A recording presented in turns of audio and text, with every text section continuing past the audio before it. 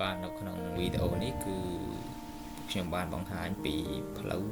ធ្វើដំណើរទៅកាន់វត្តផ្លូវមេចាស់ដែលស្ថិតនៅក្នុងស្រុកសំឡូតនៅក្នុងការធ្វើដំណើរនេះដែរគឺ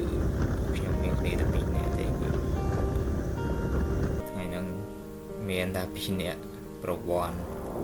និងខ្ញុំឯងតែប្រវត្តិជាអ្នកជួយកាន់កាមេរ៉ាថត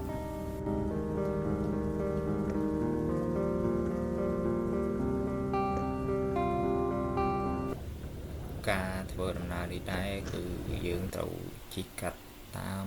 រមណីយដ្ឋានដូចជារមណីយដ្ឋានភ្នំពៅដែលព្រោះយើងទៅសឡូតយ៉ាងដឹងហើយយើងត្រូវជិះតាមផ្លូវជាតិលេខ57អញ្ចឹងក៏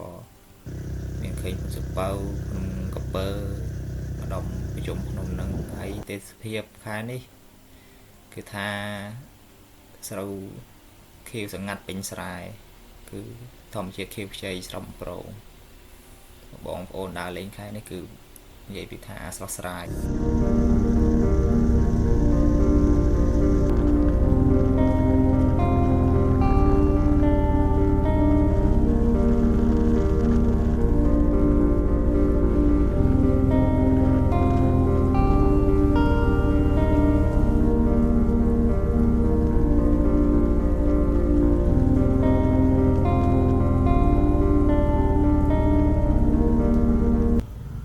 ដល់ត្រង់នេះពួកខ្ញុំហត់បានថាជិះយូរដែរសួរដែរយើងក៏ឈប់សម្រាកផ្លេទៅហើយប្រវត្តិក៏ឃើញទេសភាពដើមថ្នោតស្អាតក៏កាមេរ៉ាយកថតលេងហ្នឹងចេញអីក៏ថតចេញណាមានពលិតខ្លាំងលេងយើងដើរលេងវាទុំយ៉ាងឯងជាស្រួលហើយស្អីសោះ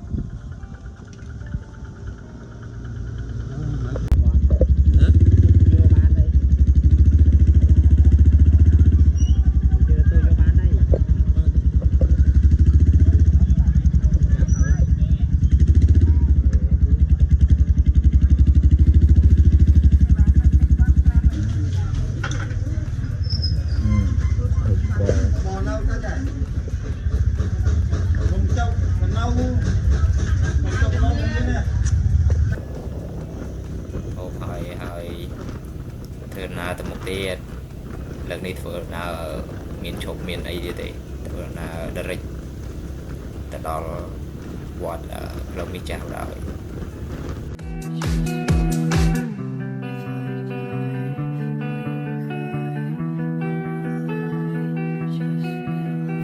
នេះមកដល់ត្រង់នេះឃើញដើមឈើធំក៏ដកទូរស័ព្ទថតហើយឃើញភ្នំនេះបងប្អូននេះភ្នំនេះគឺភ្នំតាណង់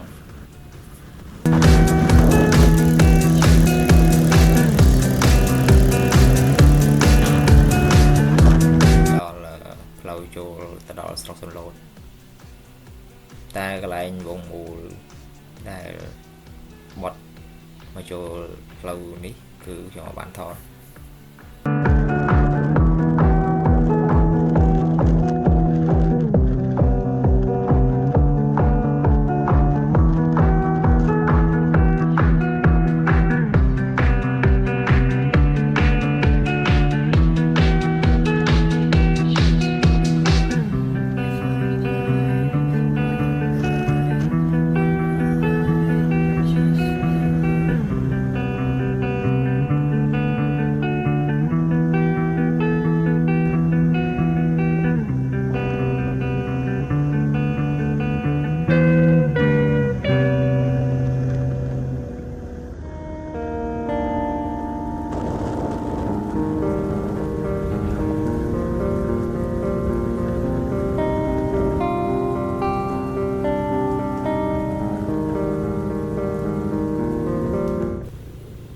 បានកន្លែងនេះយើងដល់ត្រង់ចំណុចស្ពាន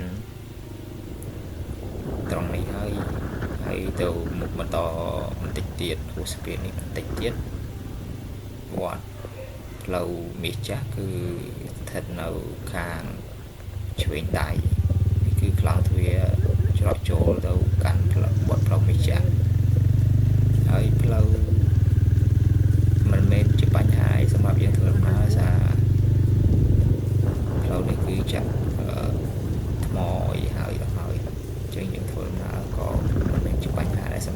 ក្នុងខែភ្លៀងនេះស្រួលធ្វើដំណើរទេបងប្អូន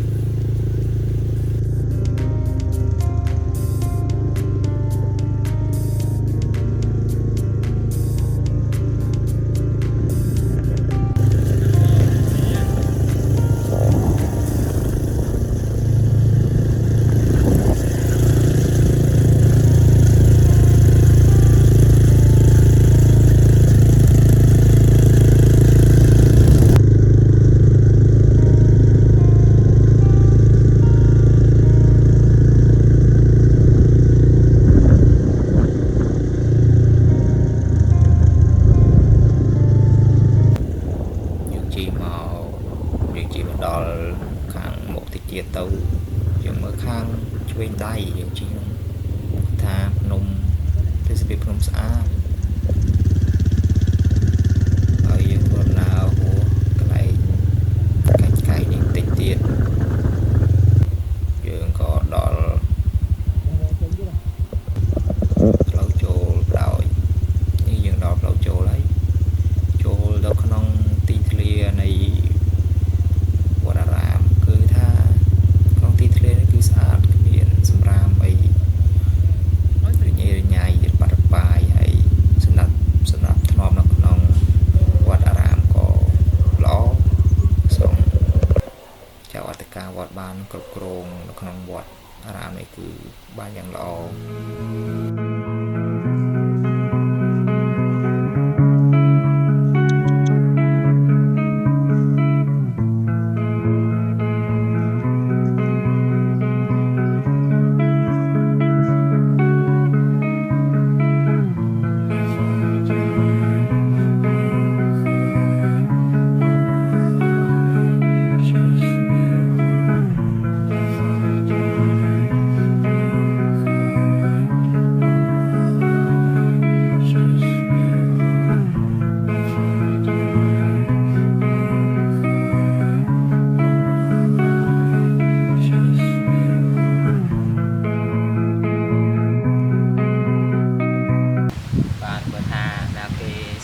សក់អី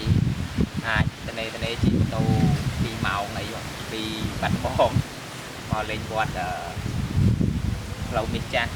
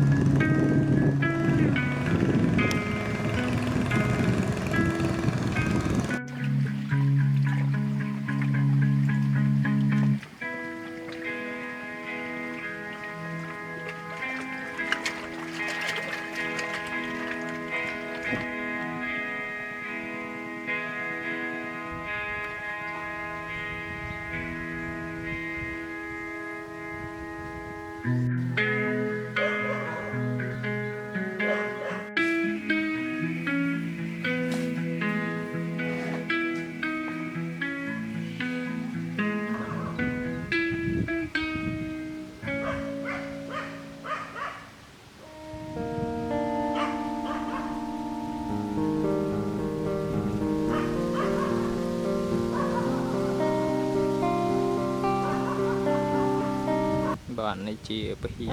នៃវត្តផ្លូវមាសចាស់ដែលកសាងឡើងដំបូងកាលឆ្នាំ1952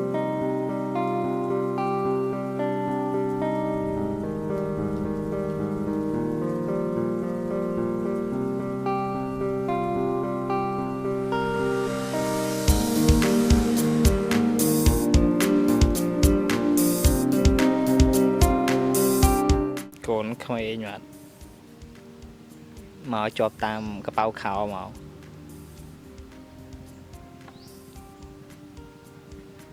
ថត review មួយអត់ទេមកអង្គុយលេងមកនៅដល់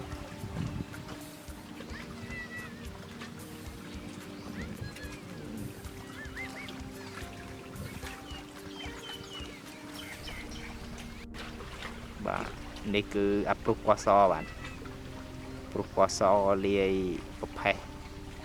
សេរីថ្មីតាមចេញថ្មី